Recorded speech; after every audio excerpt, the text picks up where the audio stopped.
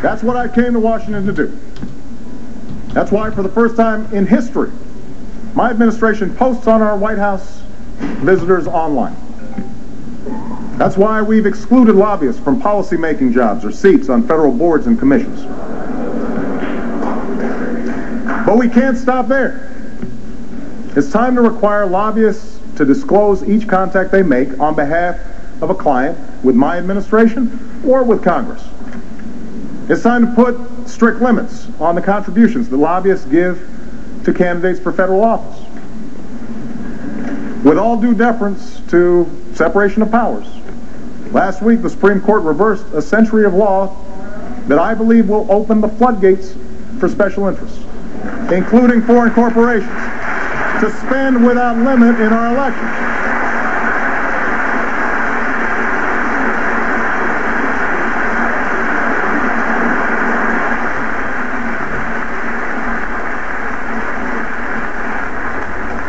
I don't think American elections should be bankrolled by America's most powerful interests, or worse, by foreign entities. They should be decided by the American people. And I'd urge Democrats and Republicans to pass a bill that helps correct some of these problems.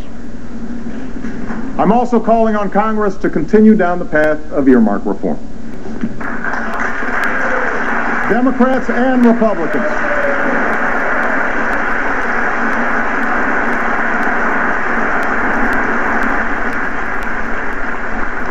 Democrats and Republicans, look, you've trimmed some of this spending, you've embraced some meaningful change, but restoring the public trust demands more. For example, some members of Congress post some earmark requests online. Tonight, I'm calling on Congress to publish all earmark requests on a single website before there's a vote, so that the American people can see how their money is being spent.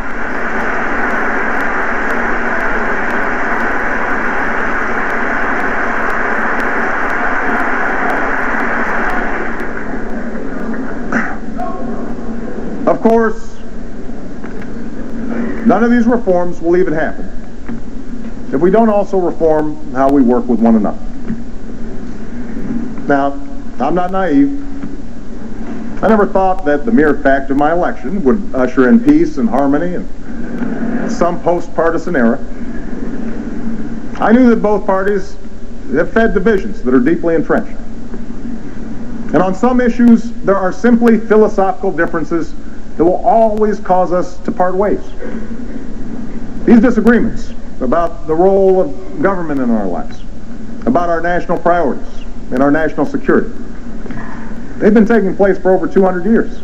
They're the very essence of our democracy.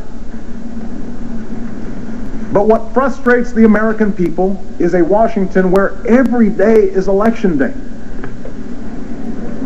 We can't wage a perpetual campaign where the only goal is to see who can get the most embarrassing headlines about the other side. A belief that if you lose, I win. Neither party should delay or obstruct every single bill just because they can. The confirmation of... I'm speaking to both parties now. The confirmation of well-qualified public servants shouldn't be held hostage to the pet projects or grudges of a few individual senators.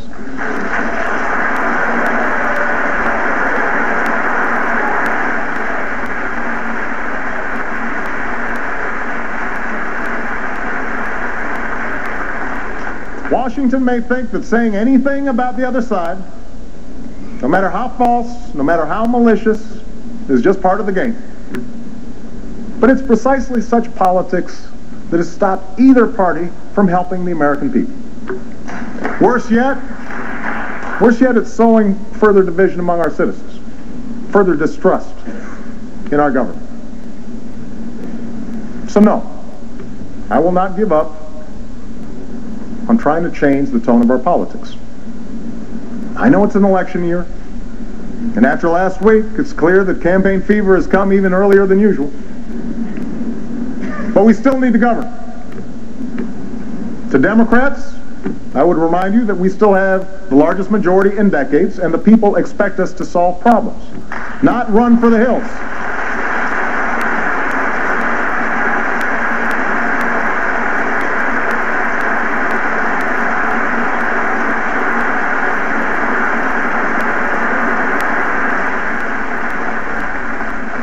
And if the Republican leadership is going to insist that 60 votes in the Senate are required to do any business at all in this town, a supermajority, then the responsibility to govern is now yours as well. Just saying no to everything may be good short-term politics, but it's not leadership. We were sent here to serve our citizens, not our ambition.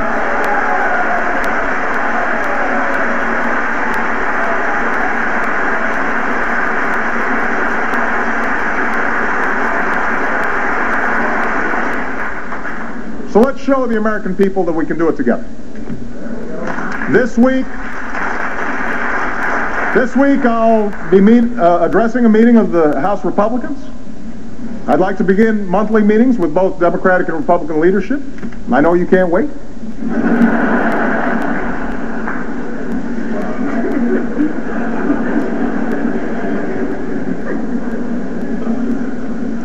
Now, throughout our history, no issue has united this country more than our security. Sadly, some of the unity we felt after 9/11 has dissipated. And we can argue all we want about who's to blame for this, but I'm not interested in relitigating the past. I know that all of us love this country. All of us are committed to its defense. So let's put aside the schoolyard taunts about who's tough. Let's reject the false choice between protecting our people and upholding our values. Let's leave behind the fear and division and do what it takes to defend our nation and forge a more hopeful future for America and for the world.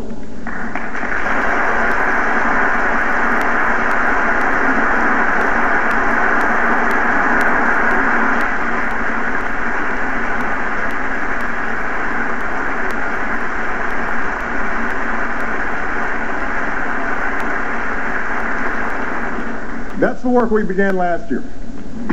Since the day I took office, we've renewed our focus on the terrorists who threatened our nation. We've made substantial investments in our homeland security and disrupted plots that threaten to take American lives. We are filling unacceptable gaps revealed by the failed Christmas attack with better airline security and swifter action on our intelligence. We've prohibited torture and strengthened partnerships from the Pacific to South Asia to the Arabian Peninsula. And in the last year, hundreds of Al-Qaeda's fighters and affiliates, including many senior leaders, have been captured or killed, far more than in 2008. And in Afghanistan, we're increasing our troops and training Afghan security forces so they can begin to take the lead in July of 2011 and our troops can begin to come home.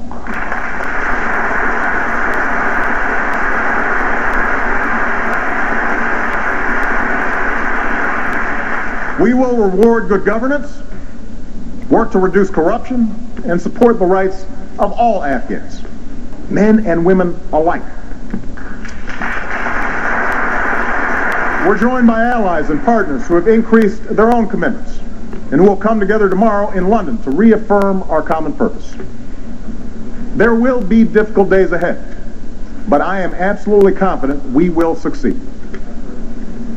As we take the fight to Al-Qaeda, we are responsibly leaving Iraq to its people. As a candidate, I promised that I would end this war, and that is what I'm doing as president. We will have all of our combat troops out of Iraq by the end of this August. We will support the Iraqi government. We will support the Iraqi government as they hold elections, and we will continue to partner with the Iraqi people to promote regional peace and prosperity. But make no mistake, this war is ending, and all of our troops are coming home.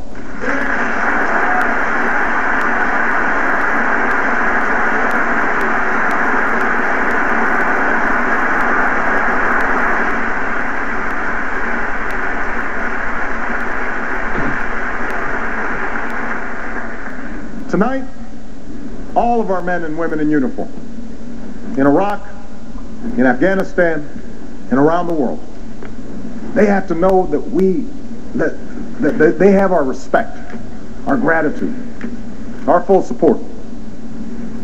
And just as they must have the resources they need in war, we all have a responsibility to support them when they come home.